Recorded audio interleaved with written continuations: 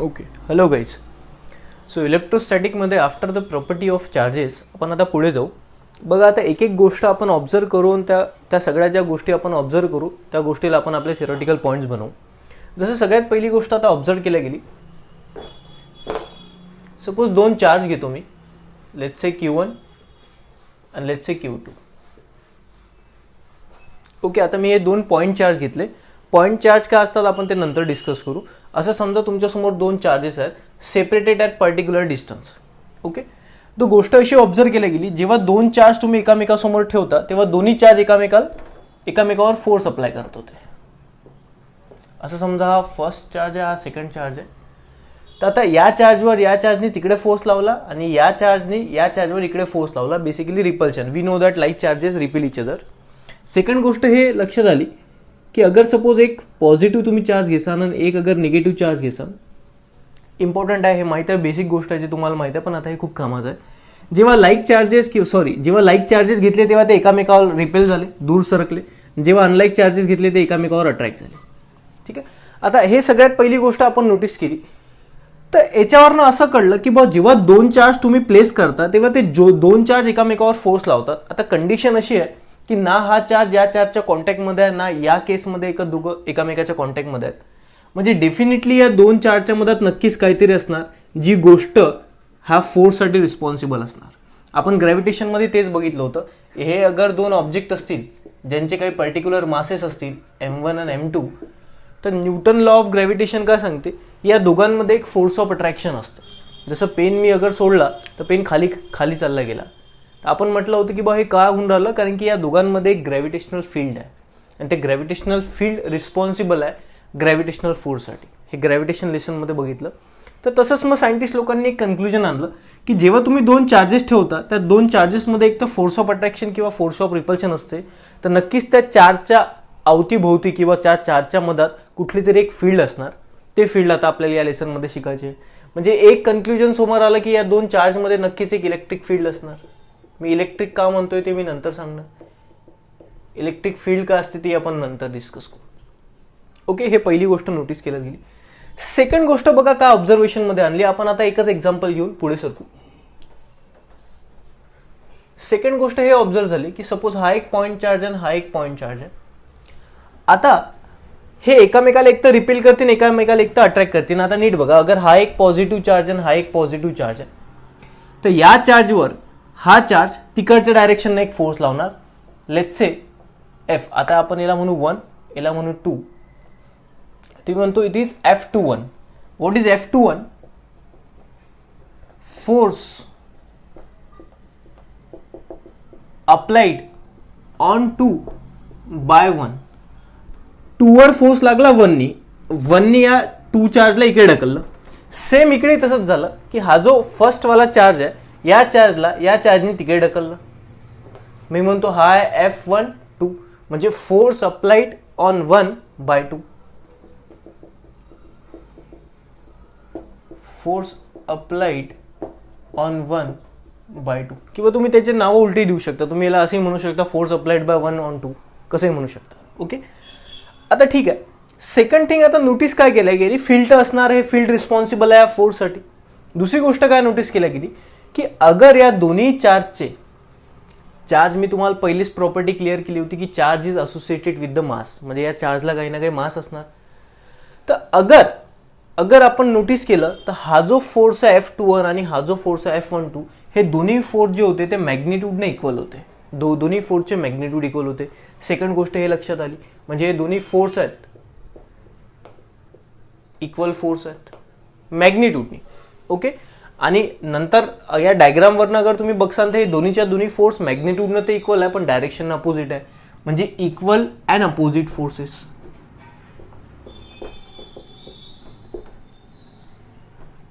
म्हणजे आता जेव्हा आपण चार्जची स्टडी करू राहिलो तर विथ द प्रॉपर्टी दोन गोष्टी आणखी समोर आल्या की जेव्हा तुम्ही चार्ज समोर ठेवसान दोन, तर ते एकामेकावर फोर्स लावतात आणि हे दोन्हीच्या दोन्ही जे फोर्स आहेत ते मॅग्निट्यूडनं असतात इक्वल, बट डायरेक्शन नसतात अपोजिट. ओके, तुम्ही अगर अपोजिट चार्ज जरी घेतले तरी तुम्ही तेच नोटीस करसाल. सपोज हा मायनस आहे आणि हा प्लस आहे, तर अट्रॅक्शन असते, म्हणजे हा याला ओढणार आणि हा याला ओढणार. तर बघा हे दोन्ही फोर्सेस अपोजिट आहेत डायरेक्शननं, बट मॅग्निट्यूडने कशा आहेत इक्वल. मग आपण म्हटलं की बा इक्वल अँड अपोजिट फोर्सेस आहेत. थर्ड गोष्ट आता आपण अशी नोटीस करतो जी आपण ग्रॅव्हिटेशनमध्ये बघितली होती, की सपोज अगर दोन ऑब्जेक्ट आहेत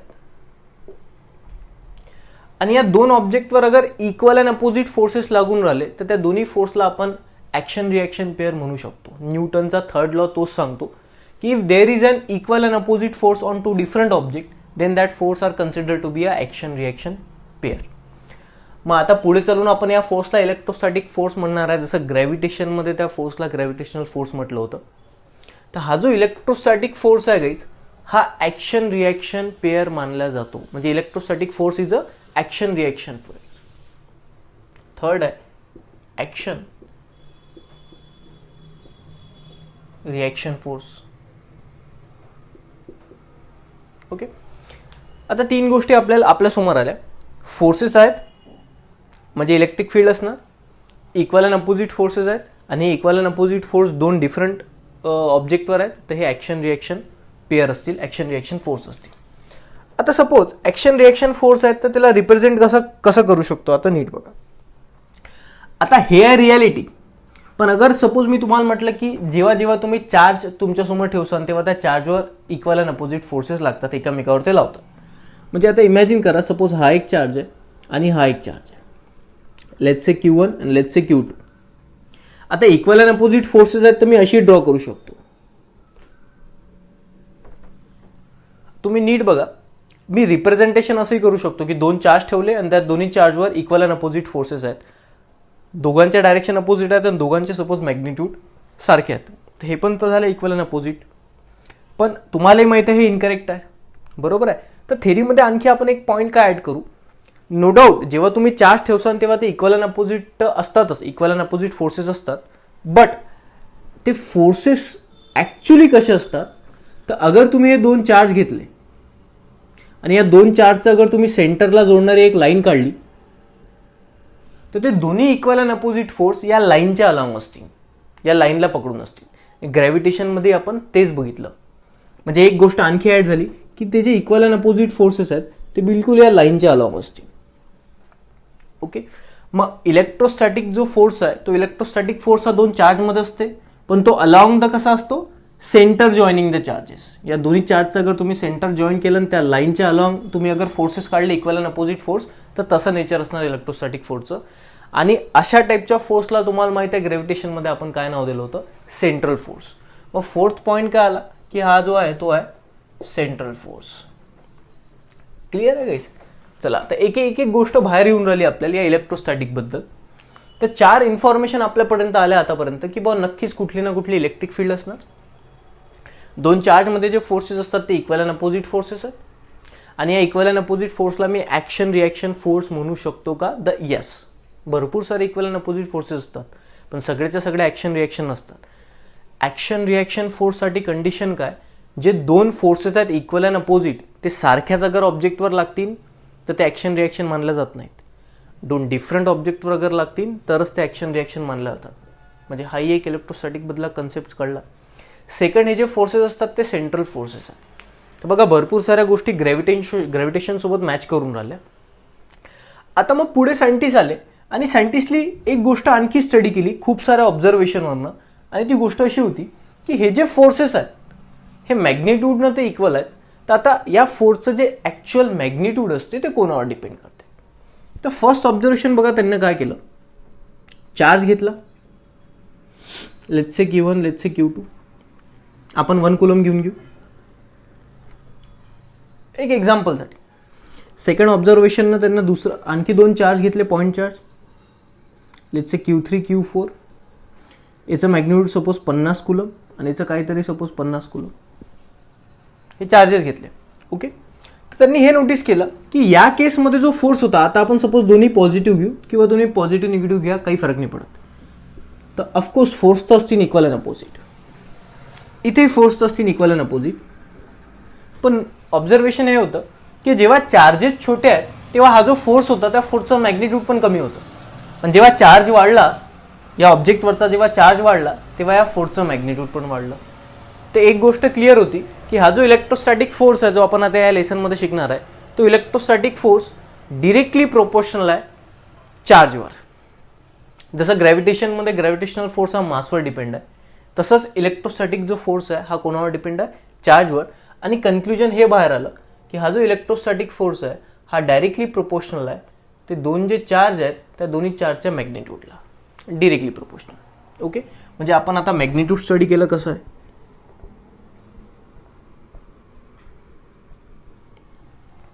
बरं, आता हे तर झालं मॅग्निट्यूडचं. आता मी दोन ऑब्झर्वेशनमध्ये चार्ज बदलला. आता मी चार्ज सेम ठेवतो आणि डिस्टन्स बदलवतो. आता तुम्हाला माहित असणार पुढचा कन्सेप्ट काय येणार आहे.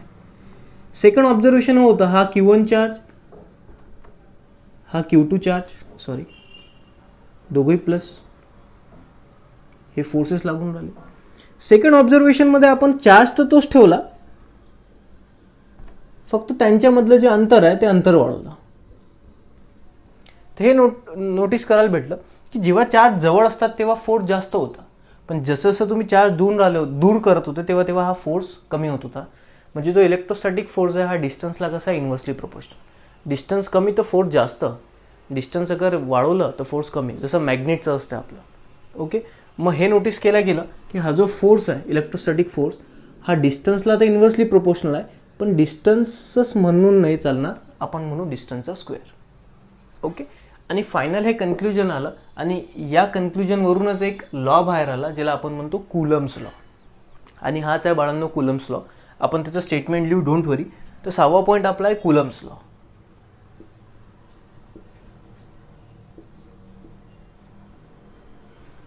आणि कुलम्स लॉचं स्टेटमेंट असं आहे की जेव्हा तुमच्याकडे दोन चार्जेस असतात, पॉईंट चार्जेस असतात, पॉईंट चार्जेस का आपण नंतर डिस्कस करू, जेव्हा तुमच्याकडे दोन पॉईंट चार्जेस असतात आणि ते रेस्टमध्ये असतात तेव्हा त्यांच्यामध्ये एक इलेक्ट्रोस्टॅटिक फोर्स ऑफ अट्रॅक्शन किंवा रिपल्शन असू शकतो.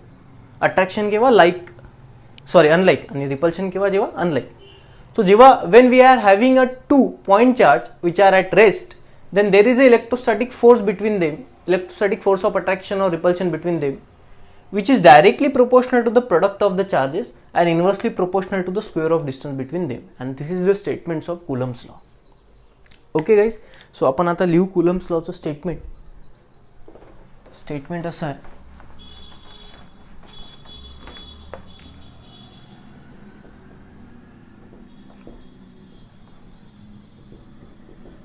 for two point charge at rest there is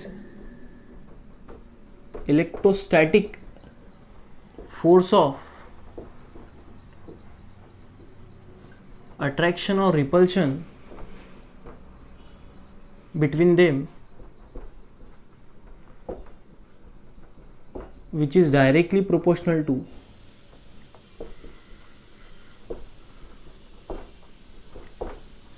product of their charges and inversely proportional to square of distance between them.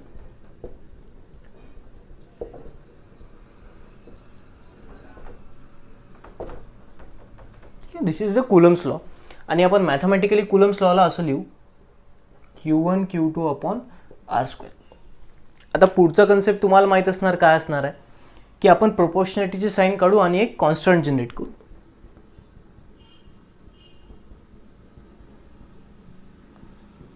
आणि या कॉन्स्टंटला मी नाव देतो बाळांनो के. ग्रॅव्हिटेशनमध्ये आपण कॅपिटल G दिलं होतं, आता मी नाव दिलं के.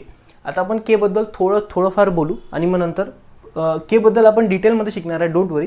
पण सध्या आपण के बद्दल थोडक्यात बोलू. आता के काय आहे वाईज, तर सगळ्यात पहिले के जो आहे तो आहे कॉन्स्टंट. आणि या कॉन्स्टंटला नाव दिलं डायइलेक्ट्रिक कॉन्स्टंट. आता बघा फरक चालू होते ग्रॅव्हिटेशनमध्ये आणि इलेक्ट्रोस्टॅटिकमध्ये. ग्रॅव्हिटेशनमध्ये आपण जो प्रोपोर्शनॅलिटी कॉन्स्टंट काढला होता जो की कॅपिटल G होता, तो आपण म्हटलं होतं, कॅव्हेंडिश सायंटिस्टनं म्हटलं होतं की हा युनिव्हर्सल कॉन्स्टंट आहे. म्हणजे तुम्ही दोन मासच्या मधात कुठलंही मीडियम ठेवा, पाणी, हवा, व्हॉटेवर, तो जो G आहे तो बदलणार नव्हता. पण इथं असं नोटीस केलं गेलं की जेव्हा सपोज हे मी Q1 चार्ज घेतो आणि Q2 चार्ज घेतो.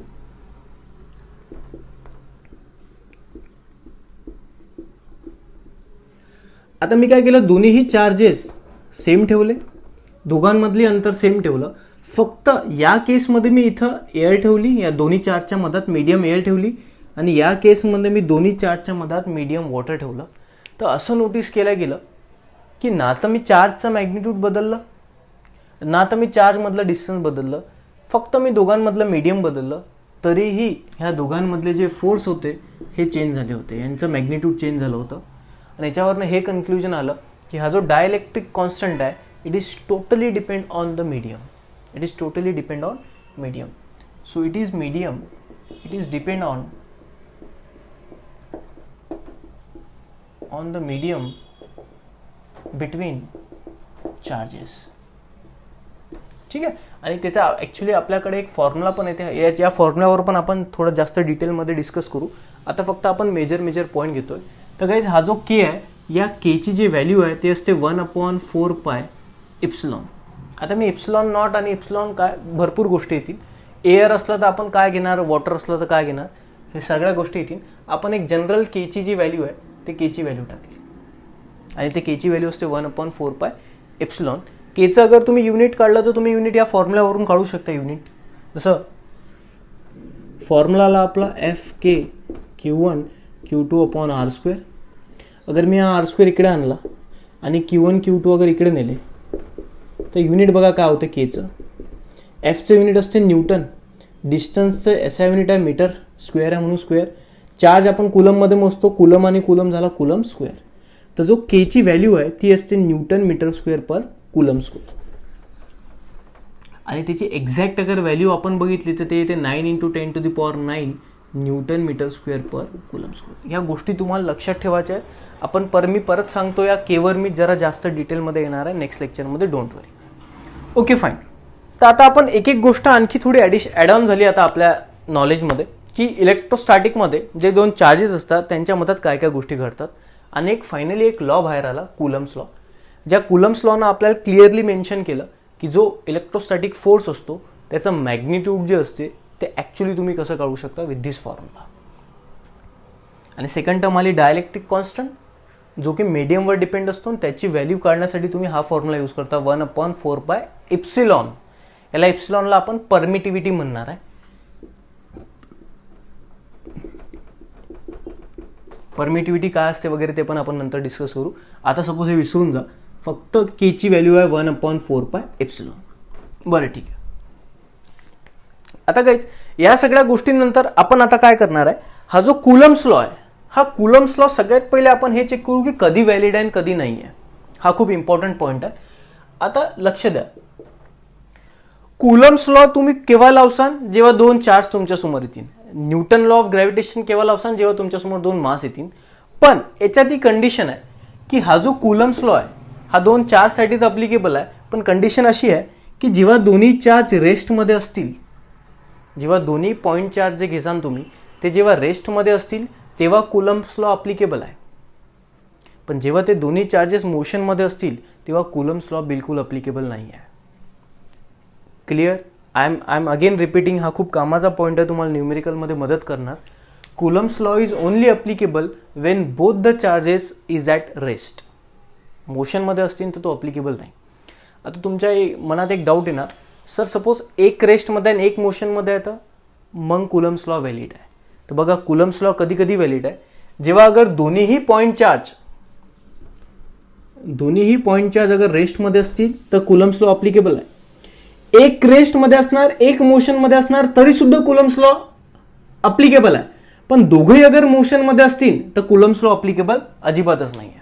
आता याच्यातही काही स्टुडंट एक डाऊट विचारतात की सर ठीक आहे, आता हे दोघेही मोशनमध्ये आहे, पण इमॅजिन करा पहिल्याची स्पीड आहे 20 आणि दुसऱ्याची स्पीड आहे 20.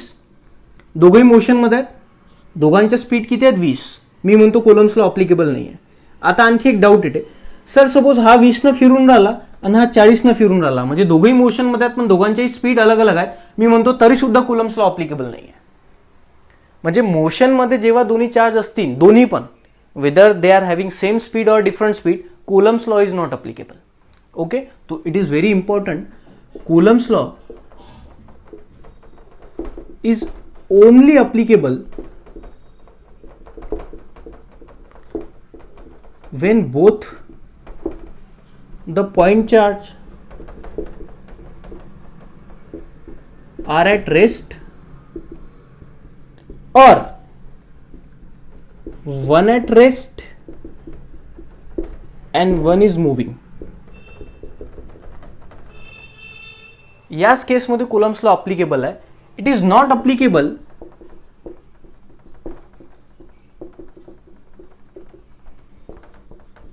when both the charge are in motion, whether same speed or different speed, whether same or different speed. ठीक आहे, या पॉईंटला तुम्ही विसरायचं नाही बिकॉज खूप कामाचं आहे. ठीक आहे गाईज, सो हे सगळं झालं आता इन्फॉर्मेशन कुलम्स लॉ बद्दल. सेकंड बघा, आता एखाद्या वेळेस तुम्हाला एक्झाममध्ये आणखी एक पॉईंट विचारला जातो, तो पण मी डिस्कस करतो. पहिले हा लॉ क्लिअर आहे. ओके, याच्यावर भरपूर सारे क्वेश्चन येतात. मी परत पहिल्या पॉईंटवर जातो की सगळ्यात पहिलं आपलं कन्क्लुजन होतं की दोन चार्जेसमध्ये अगर फोर्स ऑफ इंटरॅक्शन आहे तो कुठलाही असो तर नक्कीच कुठला ना कुठला मधात काही ना काही गोष्टी असणार ज्याला आपण पुढे आता इलेक्ट्रिक फील्डच्या भाषेत शिकणार आहे. सेकंड, आपण नोटीस केलं की दोन चार्जेसमधले जे फोर्सेस आहेत ते मॅग्निट्यूडने इक्वल आहेत बट डायरेक्शनने अपोजिट आहेत. नेक्स्ट आपण पॉईंट घेतला की हे दोन्हीच्या दोन्ही इक्वल अँड अपोजिट फोर्स आहेत आणि दोन्ही अलग अलग चार्जेस वगैरे लागून राहिले तर हे ॲक्शन रिॲक्शन म्हटल्या जातील. So electrostatic force is action reaction pair. Second, आपण म्हटलं की इक्वल अँड अपोजिट आहेत पण कशी अगर काढसान तर चालणार नाही. दोन्ही चार्जचा सेंटरला जॉईन करणारी तुम्ही लाईन काढा, त्या लाईनच्याच अलॉंग ते फोर्सेस असतील, तो it is a central force. याला तुम्ही इलॅबरेट करा. नेक्स्ट आपण डिस्कस केलं की त्याचं जे मॅग्निट्यूड आहे हे मॅग्निट्यूड कसं आहे, तर आपण पॉईंट बघितला की मॅग्निट्यूड जे आहे ते चार्जवर डिरेक्टली प्रोपोर्शनल आहे बट डिस्टन्सवर इन्व्हर्सली प्रोपोर्शनल आहे आणि याच्याच बेसिसवर आपण एक लॉ बघितला, Coulomb's law. Okay, second, Coulomb's लॉला जेव्हा मॅथमॅटिकली आपण कन्वर्ट केलं तेव्हा एक आणखी पॉईंट आपल्या लक्षात आला की तुम्ही दोन चार्जेसमधले जे फोर्सेस कॅल्क्युलेट करू राहिले ते दोन्ही चार्जेसमधले फोर्स जे आहेत ते त्यांच्यामधल्या मीडियमवर डिपेंड करतात आणि त्यासाठी आपण एक नवीन टर्म डिफाईन केली, कॉन्स्टंट डायलेक्ट्रिक कॉन्स्टंट, ज्याचा फॉर्म्युला हा असतो आणि व्हॅल्यू असते 9 × 10⁹ Newton metre square per coulomb square. Medium बदललं तर तो के बदलून जाते. क्लिअर? ओके, आता हा 9 × 10⁹ सर मग हे कोणासाठी व्हॅल्यू आहे? मीडियम बद्दल तुम्ही म्हटलं केची व्हॅल्यू बदलते. मग आता 9 × 10⁻⁴ जो 9 आहे हे कॉन्स्टंट आहे की व्हेरिएबल आहे? मी याच्यावर पण येणार, यू डोंट वरी. हे कोणासाठी? कारण की तुम्ही म्हटलं की सर मीडियम अगर बदलला तर के बदलते, मग केच्या अलग अलग व्हॅल्यू असतील, तुम्ही त्या एकच व्हॅल्यू इथं पुट केली. You don't worry about it. तुम्ही फक्त हे व्हॅल्यू लक्षात ठेवायची. आता हे कोणासाठी आहे मग आपण ते नंतर डिस्कस करू. फाईन. आणि आपण एक नंतर बघितलं की कुलम्स लॉ जो आहे तो कोणाला अप्लिकेबल आहे आणि कोणाला अप्लिकेबल नाही आहे. ओके, आता बघा, एखाद्या वेळेस आपल्याला एक्झाममध्ये आणखी एक क्वेश्चन्स विचारू शकतात कुलम्स लॉवर. तो म्हणजे काय, आता हा जो तुम्ही फोर्स रिप्रेझेंट केला Q1 Q2/r², ह्या फोर्सचं फक्त तुम्ही मॅग्नेट्यूड रिप्रेझेंट केला, पण फोर्स ही जी फिजिकल क्वांटिटी आहे ही वेक्टर फिजिकल क्वांटिटी आहे आणि वेक्टर फिजिकल क्वांटिटीला तुम्ही वेक्टर लँग्वेजमध्ये अगर एक्सप्रेस करू शकले तर त्याच्यावर तो क्वेश्चन येऊ शकतो. ग्रॅव्हिटेशनमध्ये आपण ग्रॅव्हिटेशनल फोर्सला वेक्टोरियल फॉर्ममध्ये रिप्रेझेंट केलं होतं. इलेक्ट्रोस्टॅटिक फोर्स पण एक फोर्सच आहे, याला पण आता वेक्टोरियल रिप्रेझेंटेशन विचारू शकतात. So let's see the vectorial representation of electrostatic force. आता कामाचं आहे, नीट लक्ष द्या.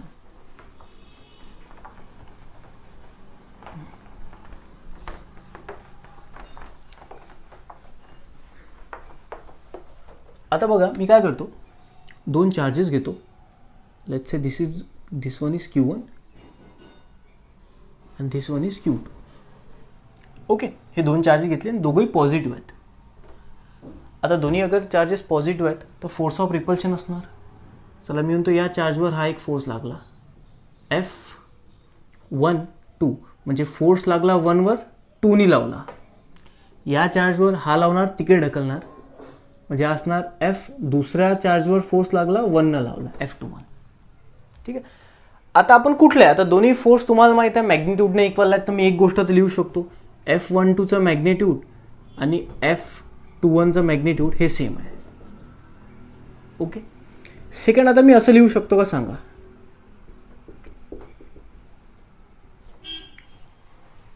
दोन्ही जे फोर्सेस आहेत मॅग्निट्यूडनं सेम आहेत, इक्वल आहेत का हे फोर्सेस? तर हे इनकरेक्ट आहे. वाय? बिकॉज आता तुम्ही वेक्टरच्या लँग्वेजमध्ये लिहून राहिले, त्यांच्या डायरेक्शन सेम आहेत का? नाही, त्यांच्या डायरेक्शन बिलकुल सेम नाही आहेत. तर तुम्ही असं अजिबात लिहू नाही शकत. हां, अगर आम्ही असं केलं तर आता हे करेक्ट आहे. हे तुमचे ऑप्शन्स असतात ना. थर्ड बघा, आता मी काय पॉईंट जनरेट करतो. F12 is equal to minus F21. Now this is correct. Because दोन्ही फोर्सचे जे मॅग्निट्यूड आहे ते सेम आहे, बट डायरेक्शन अपोजिट आहे, म्हणून मी निगेटिव्ह साईन सांगितली. तर हे रिप्रेझेंटेशन करेक्ट आहे. तर तिन्ही रिप्रेझेंटेशन तुमच्या कामाचे आहेत इलेक्ट्रोस्टॅटिक फोर्सचे. आता एक्झाममध्ये जरूर नाही 1 2 2 1 हे नाव असतील, मे बी दुसरे नाव असतील, ABBC वॉट एव्हर. ओके, चला हा पहिला पॉईंट क्लिअर झाला. नेक्स्ट पॉईंट बघा आता काय. तुम्ही हे नोट डाऊन करून ठेवा, मी मोडून टाकतो, आपल्याला जागा पाहिजे आता. ठीक, आता मी काय करतो, F12 याचा जो फॉर्म्युला आहे तो आहे K Q1 Q2 upon R². Okay, हा जो फोर्स लागून राहिला इलेक्ट्रोस्टॅटिक फोर्स, हा कॅल्क्युलेट करायचा फॉर्म्युला काय, K दोन चार्जचा प्रोडक्ट आणि डिस्टन्सचा स्क्वेअर. अगर तुम्ही F21 काढसान बाळांनो, याचाही फॉर्म्युला काय, K Q1 Q2 upon R². म्हणूनच मी म्हटलं दोघंही मॅग्निट्यूडनं सेम असतात. बघा, दोघांचा फॉर्म्युला सेम आहे. ओके, पण आता वेक्टोरियल लँग्वेजमध्ये आपल्याला रिप्रेझेंट करायचं आहे. Vectorial language. आता हे जे वेक्टोरियल लँग्वेज आहे, तुम्ही मला सांगा, हा जो चार्ज आहे, चार्ज इज अ, आता एक पॉईंट आणखी लक्षात ठेवायचा, चार्ज जो असतो it is a scalar quantity. हे तुम्ही प्रॉपर्टीमध्ये ॲड करू शकता, जे आपण लास्ट लेक्चरमध्ये प्रॉपर्टी बघितल्या. Charge is a scalar quantity. मग आता मला सांगा, हे दोघंही स्केलर आहेत. के जो असतो तो एक कॉन्स्टंट आहे, त्याला कुठल्या डायरेक्शन्स नसतात, म्हणून हाही कॉन्स्टंट आहे आणि डिस्टन्स पण कॉन्स्टंट आहे. तर ही पूर्ण जे टर्म झाली, हे पूर्ण टर्म काय झाली, स्केलर. पण एखाद्या गोष्टीला अगर आपल्याला वेक्टोरियल रिप्रेझेंट करायचं आहे, तर आपल्याला वेक्टर म्हणजे काय, मॅग्निट्यूड ॲज वेल ॲज डायरेक्शन. मी मॅग्निट्यूड तर सांगितलं, पण आता डायरेक्शन एक्सप्रेस करू शकून नाही राहिलो. So it is not a vectorial representation of electrostatic force. So we require the direction. So let's see the direction, we generate the direction. आता नीट लक्ष द्या, मी एक ग्राफ काढतो, नीट लक्ष द्या. हा सपोज चार्ज आहे Q1 आणि मी वरते काढतो Q1 आणि हा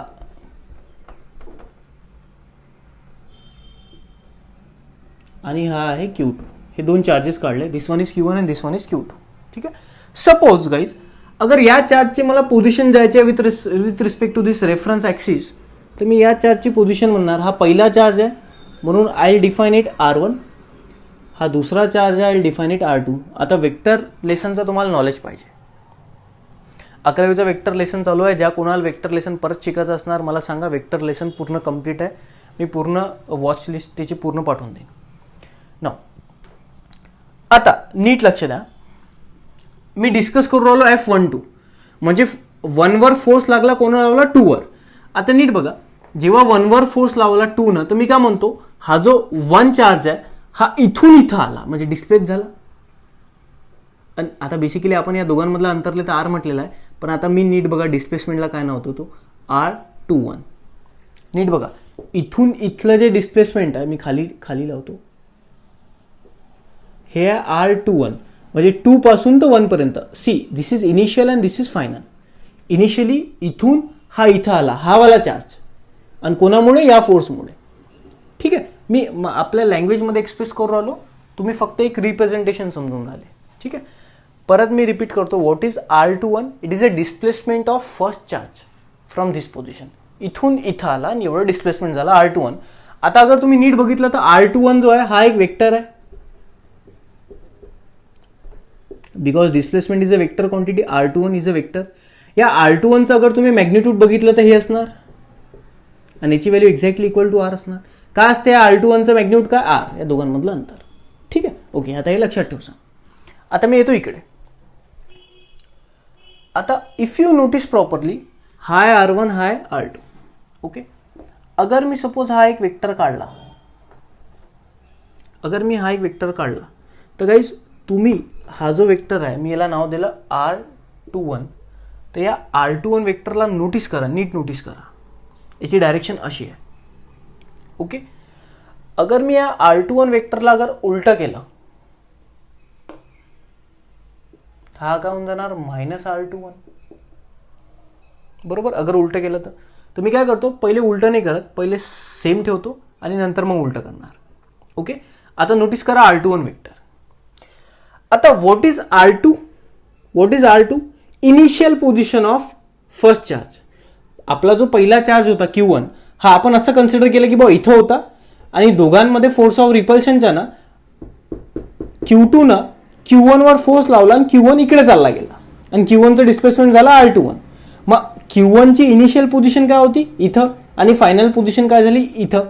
तर मी काय म्हणतो R21 काय initial position of Q1 charge आणि what is R1 final position of Q1 charge. Okay, आणि डिस्प्लेसमेंट कसं काढतो आपण final position minus initial position. So guys R21 vector अगर मी काढायचं झालं तर can I write R1 vector minus R2 vector. हा एक फर्स्ट वे. मी दुसरा वे पण सांगतो.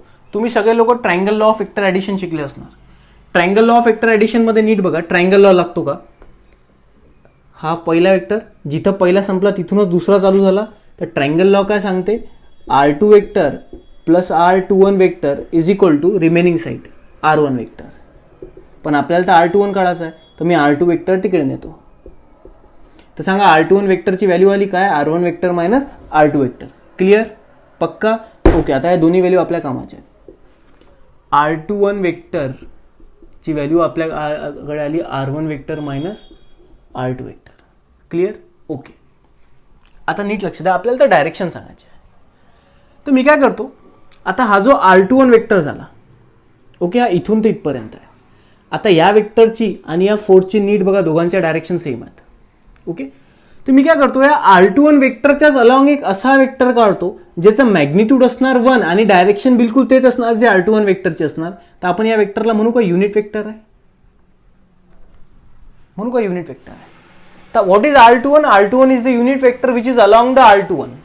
What is R21? R21 is the unit vector along R21. तर आता बघा मी कन्सेप्ट काय जनरेट करतो. मी काय करतो या वेक्टरला मल्टिप्लाय करतो R21 वेक्टरनं. आता तुम्ही कुठल्याही टर्मला 1 न अगर मल्टिप्लाय केलं तर फरक काही पडते का. अजिबात काहीच फरक पडत नाही. काहीच फरक पडत नाही. तर आता मी हा वेक्टर याच्यासाठी इंट्रोड्यूस केला तर आता याच्यावरनं आपल्याला कळते की R21 वेक्टरची डायरेक्शन नीट बघा आणि F12 वेक्टरची डायरेक्शन नीट बघा. दोघांच्या डायरेक्शन कशा आहेत सेम. मग आपल्याला हा वेक्टर कशासाठी मदत करू राहिला डायरेक्शन सांगण्यासाठी. So this is the first way of representing electrostatic force in a vectorial language. आता दुसरा वे नीट बघा. खूप सारे वे आहेत आपण सगळे वे बघून राहिलो. या फोर्ससाठी तुमचं काम राहणार या फोर्ससाठी कॅल्क्युलेट करायचं. मी या फोर्ससाठी करून देतोय. Next F12 vector is equal to K Q1 Q2 upon R². Provided that इथं आपल्याला सांगा लागणार की R21 वेक्टर काय. R21 vector is the displacement vector. Sorry R21 vector is the displacement vector and what is R21 cap. It is a unit vector. Clear. मग तुम्ही हा ॲरोही देऊ शकता किंवा कॅप पण देऊ शकता. ॲरो द्या की कॅप द्या बाजूला तुम्ही सांगून द्यायचं की R21 vector is a unit vector along R21 vector. Fine. आता नेक्स्ट बघा सपोज मी तुम्हाला आधी शिकवलं होतं की कुठलाही अगर वेक्टर असला या वेक्टरला युनिट वेक्टरच्या लँग्वेजमध्ये कसं लिहितात. तो आपण का म्हटलं होतं पहिले या वेक्टरचा मॅग्निट्यूड घ्या आणि याच वेक्टरच्या अलॉंग एक युनिट वेक्टर घ्या म्हटलं होतं. आता अगर हा युनिट वेक्टरचा मला व्हॅल्यू कळायची आहे तर हा काय करतो ए जो मल्टिप्लाय इकडे आल्यावर डिवाइड करतो. चालेल. आता नीट बघा हा युनिट वेक्टरचा फॉर्म्युला आला. तसंच मी याच्यातही करू शकतो. अगर मी R21 वेक्टर घेतलो तो R21 वेक्टरला अगर युनिट वेक्टरच्या लँग्वेजमध्ये लिहायचं तर मी काय म्हणणार R21 वेक्टरचा magnitude into R21 cap. What is R21? It is a unit vector along this vector. आता मी काय करतो हे मॅग्निट्यूड इकडे घेऊन येतो म्हणजे R21 वेक्टर अपॉन R21चं magnitude is equal to R21 cap. मग सांगा बाळांनो हा जो R21 कॅप होता युनिट वेक्टर होता या युनिट वेक्टरच्या जागी मी हा फॉर्म्युला लिहू शकतो. काय ना फॉर्म्युला R21 वेक्टर अपॉन R21चं मॅग्निट्यूड. ठीक आहे. आता मला सांगा R21 वेक्टरचं जे मॅग्निट्यूड आहे R21 वेक्टरचं ते तर एक्झॅक्टली आरच्या इक्वल आहे. So can I replace this R21 वेक्टरचं magnitude by R. Yes. So F12 vector is equal to K Q1 Q2 upon R² into R into R21 vector. आता R² into R becomes R³. This is the another way to represent the electrostatic force in vectorial form. आणखी एक वे बघा. आपल्याला माहित आहे R21 ची value काय आहे R21 ची value R1 vector minus R2 vector. So this is the third way. F12 vector is equal to K Q1 Q2 upon R square into R1 vector minus R2 vector. मी already clear केलं की R1 vector काय, this is the position of 1. What is R2, this is the position of other charge. ठीक आहे. तर तुमचे भरपूर सारे ऑप्शन्स असतात बाळांनो एक्झाममध्ये, तर तुम्ही कन्फ्यूज नाही झाले पाहिजे. एकदम ट्रूली तुम्हाला समजली पाहिजे गोष्ट. तुम्ही कन्फ्यूज कसे होताना माहिती आहे का, आता एक्झाममध्ये इथं 1 2 आहे, पुढे एक्झाममध्ये तुम्हाला मे बी AB असणार किंवा अदर नोटेशन्स असतील. त्यामुळे तुम्ही हा कन्सेप्ट जो आहे तो एकदम कन्सेप्च्युअली समजून घ्या आणि स्वतः काढणं शिका, तेव्हाच कुठे तुम्ही पक्के होसाल. आणि याच्यावर क्वेश्चन विचारतात, vectorial form of electrostatic force आणि असे भरपूर सारे ऑप्शन्स असतात. तुम्ही कन्फ्यूज होता. मी आणखी एक वे दाखवतो तुम्हाला. आता नीट बघा, याची साईन आणि याची साईन प्लस आहे, याचा अर्थ क्लिअर आहे की F12 आणि R21 ची डायरेक्शन सेम आहे. बरोबर. तर मी डायरेक्शन इंट्रोड्यूस केली, याच्यातली डायरेक्शन सेम आहे, याच्यातली डायरेक्शन सेम आहे. आता R21 ची डायरेक्शन काय, तर ते आपण डायग्राम मध्ये मेन्शन करून टाकायचं. दुसरा वे बघा आता काय, नीट लक्ष द्या. आता इमॅजिन करा गाईज, इथून इथं डिस्प्लेसमेंट झाला तर मी R21 म्हटलं. ओके. आता आपण अगर या वेक्टरला उलटं केलं, नीट बघा, सपोज एक वे काय हा होता R21 वेक्टर, याच वेक्टरला अगर मी उलटं केलं तर दोन पॉसिबिलिटी आहेत. एक पॉसिबिलिटी हे R21 ला काय लिहू शकतो मी, मायनस R21 वेक्टरला काय लिहू शकतो मी, R21 वेक्टरला मायनस R21. आता नीट बघा, हा वेक्टर म्हणजे हा R21 वेक्टर होता. आता मी याच R21 वेक्टरला रिप्लेस केलं आणि फिरवलं तर it becomes minus R21 vector. Okay. आता तुम्ही नीट बघा, तुमचा फोर्स आणि हा डिस्प्लेसमेंटची डायरेक्शन कशी आहे, अपोजिट आहे. मग अगर तुम्हाला ते शो करायचं आहे, तुम्ही अगर मायनस साईन दिली तर ते बिलकुल शो होणार. पण कंडिशन काय, आता R21 तर मायनस आला, पण आता R21 काय, हा नाही, R21 हा आहे. ओके. Okay fine. आणखी आता पुढे बघा काय, आता R21 ला मी आणखी तिसऱ्या वेने कसं एक्सप्रेस करू शकतो. नीट बघा, कन्फ्यूज नको. पहिले तर मी एक परत क्लिअर करतो, तुम्ही कन्फ्यूज. हा होता R21, मी याला फिरवलं, हा झाला minus R21. Okay. This is R21 आणि this become minus R21. Third way बघा, आता आपण R21 ची व्हॅल्यू काय लिहिली होती बाळांनो, R1 फायनल. R21 कसा काढला होता आपण, डिस्प्लेसमेंट कसा काढतात, final position minus initial position. तर हे झालं डिस्प्लेसमेंट. इनिशियल पोझिशन हे होती R2, फायनल पोझिशन हे होती R1. तर डिस्प्लेसमेंटचा फॉर्म्युला काय, final position minus initial position. म्हणून R21 चा फॉर्म्युला काय आला होता, final position minus initial position. हेच आपण ट्रायंगल लॉ वरून पण काढलं होतं. बरोबर. आता मी काय करतो, मी R21 ला काय लिहिलं, मायनस R21. बरोबर. फरक काहीच पडणार नाही, R21 आणि मायनस R21 मध्ये काहीच फरक नाही पडत. तर अगर मी मायनस R21 केलं आणि इकडे अगर केलं R12 मायनस R21, तर बघा हे निगेटिव्ह साईन अगर मी इकडे दिली तर हे काय होऊन जाणार, R21 हा निगेटिव्ह पॉझिटिव्ह होणार आणि हा पॉझिटिव्ह निगेटिव्ह होणार. म्हणजे R21 चा फॉर्म्युला काय आला, R2 मायनस R1. मी डायग्राम मध्ये तुम्हाला सांगतो, नीट लक्ष द्या. मी R21 ची व्हॅल्यू काढली, R21 उलट केलं. आता सपोज अगर मी असं केलं तर, आता तुम्हाला माहिती आहे हाय 1 हाय 2. बरोबर.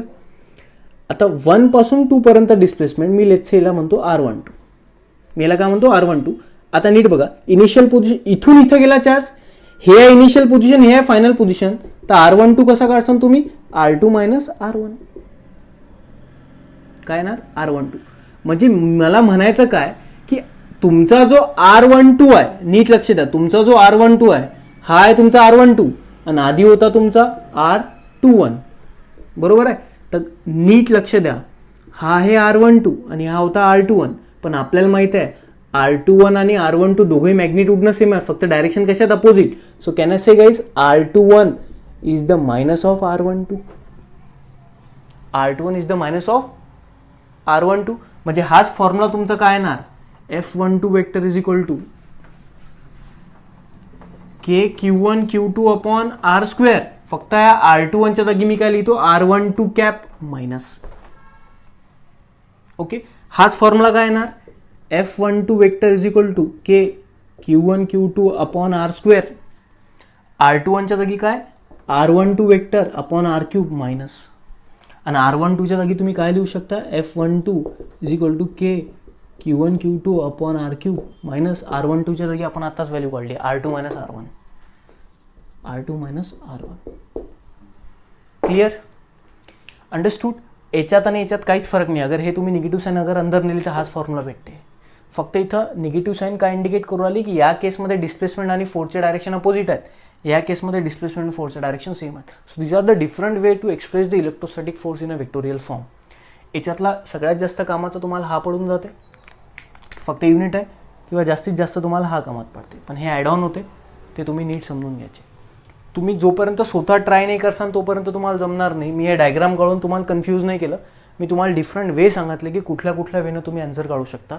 You either apply triangle law, you either go through a basic definition of displacement which is final position minus initial position, you just put what we have to do actually की आपल्याला एक डिस्प्लेसमेंट वेक्टर आणायचा आहे, ज्या displacement वेक्टरची डायरेक्शनवरून आपल्याला एक unit vector तयार करायचा आहे आणि तो त्याला मल्टिप्लाय करायचा आहे.